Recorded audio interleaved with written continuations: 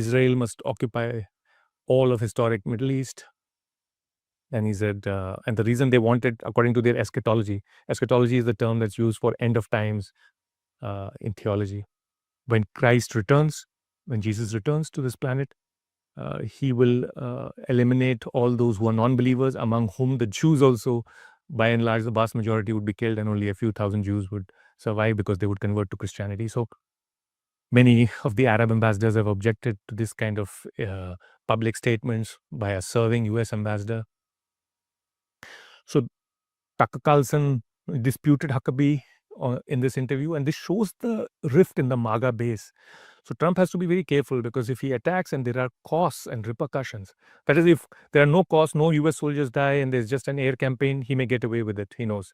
But if Iran retaliates and US soldiers die, a few hundred of them or whatever, this could really lead to a backlash among Trump supporters, and the MAGA base could split between loyalists to Trump and those who are against him now, because he's doing the same forever wars that they criticized Bush for doing earlier.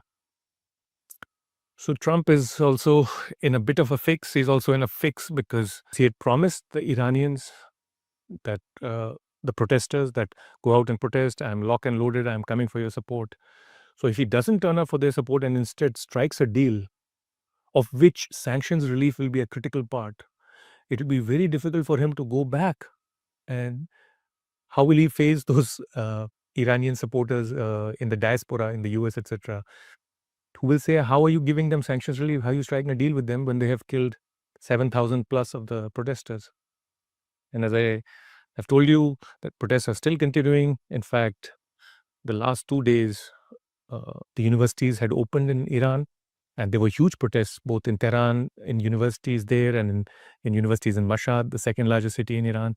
And today, on the third day, there are plans for protests even in Isfahan. So protests are continuing, and Trump is in a kind of fix, He's kind of cornered himself, where he doesn't want to attack because of his base, but he's being pushed because of his words and because of what he has said to the protesters in the past, to the Israelis, etc.